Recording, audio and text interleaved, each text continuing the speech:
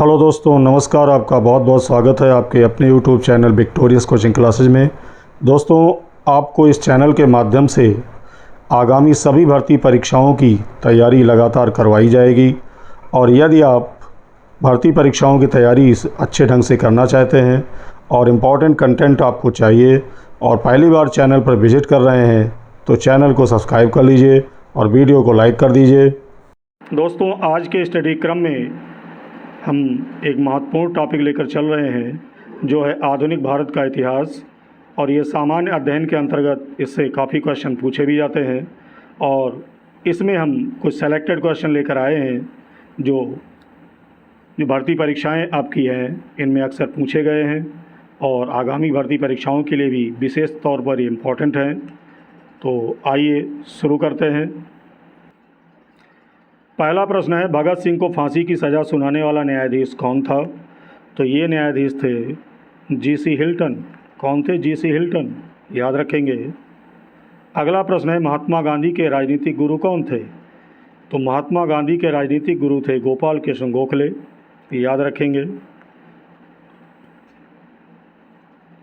अगले प्रश्न पर आते हैं, किस एक्ट को बिना अपील, बिना वकील तथा बिना दलील का कानून कहा गया? तो ये है रोलेट एक्ट। कौन सा? Rowlatt act. दोस्तों, आपको कमेंट करके बताना है कि रोलेट एक्ट भारत में किस सन में आया था। अगले प्रश्न की बात करें तो अगला प्रश्न है, डंडा फौज का गठन किसने किया?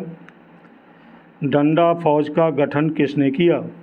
तो ये गठन किया था चमनदीप ने, जो पंजाब के थे, याद रखेंगे।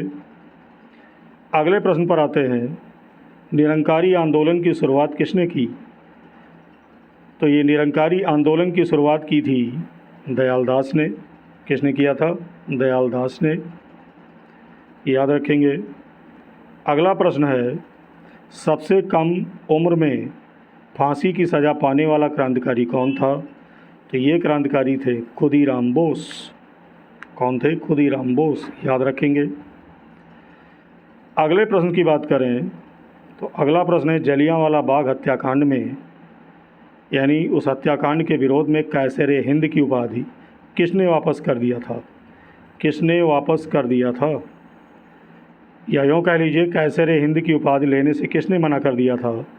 तो ये मना कर दिया था उस हत्याकांड से दुखी होकर महात्मा गांधी ने। अगले प्रश्न पर आते हैं, गदर पार्टी की स्थापना किसने की थी? इंपॉर्टेंट क्वेश्चन है। तो गदर पार्टी की स्थापना किया था लाला हरदयाल और काशीराम ने। किस सन में किया था? कमेंट करके उसे बताइएगा। अगले प्रश्न पर आते हैं तो अगला प्रश्न है, फॉरवर्ड ब्लॉक संस्था के संस्थापक कौन थे? तो ये थे सुभाष चंद्र बोस जी, याद रखेंगे। अगले प्रश्न की बात करें तो अगला प्रश्न है, कांग्रेस का विभाजन कब व किन दलों में हुआ था? यानी कांग्रेस कब व किन दलों में विभक्त हुई?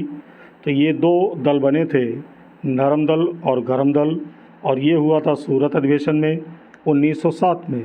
किस सन में? 1907 में हुआ था, याद रखेंगे। अगले प्रश्न पर आते हैं, कांग्रेस के प्रथम मुस्लिम अध्यक्ष कौन थे? तो ये थे बदरुद्दीन तैयब जी। कौन थे? बदरुद्दीन तैयब जी, याद रखेंगे।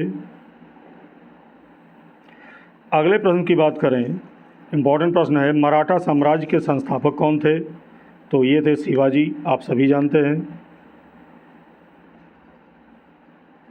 अगला प्रश्न है, शिवाजी द्वारा लगाए गए 2 कर कौन से थे? बहुत पूछा गया है। तो ये कर थे चौथ और सरदेशमुखी, याद रखेंगे। अगले प्रश्न की बात करें, अगला प्रश्न है, लंपट मूर्ख किसे कहा जाता था? तो ये कौन सा बादशाह था? तो लंपट मूर्ख कहा जाता है जहांदार शाह को। अगला प्रश्न है, रंगीला बादशाह किसे कहा जाता था? तो ये कहा जाता है मोहम्मद शाह को। किसको? मोहम्मद शाह को। अगले प्रश्न की बात करें तो अगला प्रश्न है, ईरान का नेपोलियन किसे कहा गया? तो ईरान का नेपोलियन कहा गया नादिर शाह को। किसको कहा गया? नादिर शाह को।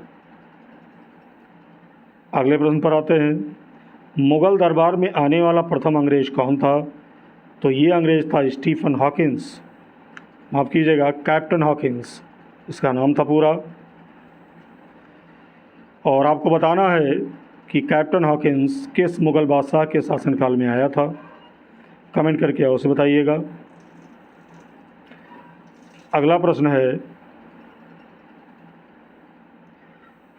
गुरुमुखी लिपि का आरंभ किसने किया था? तो ये किया था गुरु अंगद ने। बहुत बार पूछा गया है, याद रखिएगा। तो अगला प्रश्न है, खालसा पंथ की स्थापना किसने की थी? बहुत इंपॉर्टेंट क्वेश्चन है, आसान क्वेश्चन है। तो ये किया था गुरु गोविंद सिंह ने।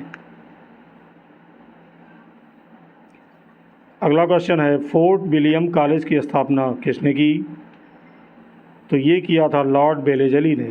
किसने किया था? लॉर्ड बेलेजली ने, याद रखिएगा, बहुत बार पूछा गया है। अगला प्रश्न है, भारत में पहली बार सार्वजनिक निर्माण विभाग की स्थापना किसने किया था? तो ये किया था लॉर्ड डलहौजी ने। किसने किया था? लॉर्ड डलहौजी ने किया था, याद रखिएगा। इनका और भी योगदान है, डाक विभाग में भी है। अगले प्रश्न की बात करें तो अगला प्रश्न है, अजमेर में मेयो कॉलेज की स्थापना किसने की? तो जैसा कि नाम ही है मेयो कॉलेज, तो ये किया था लॉर्ड मेयो ने, याद रखेंगे।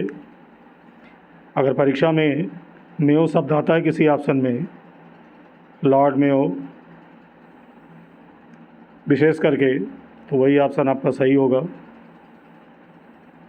अगला प्रश्न है, भारत के उद्धारक की संज्ञा किसे दी गई? तो ये संज्ञा दी जाती है लॉर्ड रिपन को। किसको दिया जाता है? लॉर्ड रिपन को, याद रखिएगा। अगले प्रश्न पर आते हैं, शिमला समझौता कब हुआ? तो आपको बता दें ये हुआ था 1945 ईस्वी में, भारत और पाकिस्तान के बीच। आपको कमेंट करके बताना है कि उस समय भारत का प्रधानमंत्री कौन था। अगले प्रश्न की बात करें तो अगला प्रश्न है, स्वतंत्र भारत के प्रथम गवर्नर जनरल कौन थे? तो ये थे लॉर्ड माउंटबेटन। कौन थे? Lord Mountbatten. ये प्रश्न कई बार पूछा गया है, याद रखेंगे।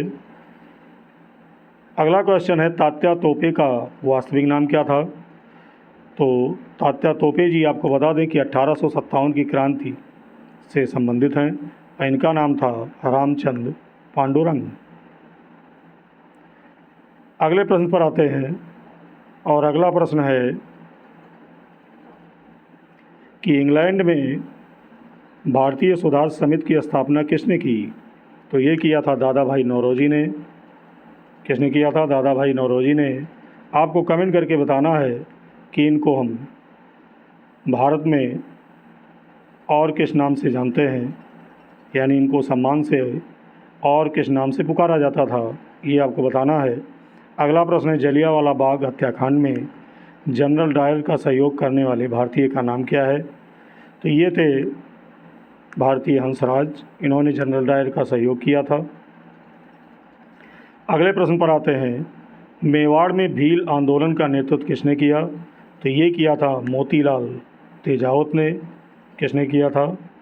मोतीलाल तेजावत ने। और अगले प्रश्न की बात करें तो अगला प्रश्न है, साइमन कमीशन को और किस नाम से जाना जाता है? तो इसको वाइट मैन कमीशन के नाम से भी जाना जाता है। आपको बताना है कि ये किस सन में भारत आया था। अगले प्रश्न पर आते हैं जो कि अंतिम क्वेश्चन है, प्रथम गोलमेज सम्मेलन कब हुआ? तो ये हुआ था 17 नवंबर 1930 को। और कहाँ हुआ था, कमेंट करके अवश्य बताइएगा। तो दोस्तों आज के वीडियो में इतना ही। वीडियो आपको कैसा लगा कमेंट करके अवश्य बताइएगा। यदि वीडियो अच्छा लगा हो और चाहते ही ऐसे ही महत्वपूर्ण स्टडी कंटेंट आपको आगे भी मिलते रहें तो चैनल को सब्सक्राइब कर लीजिए, जिससे बिना रुकावट आप तक वीडियो के नोटिफिकेशन मिलते रहें। और यदि वीडियो अच्छा लगा हो तो वीडियो को लाइक कर दीजिए। मिलते हैं एक नए वीडियो में एक नए कंटेंट के साथ।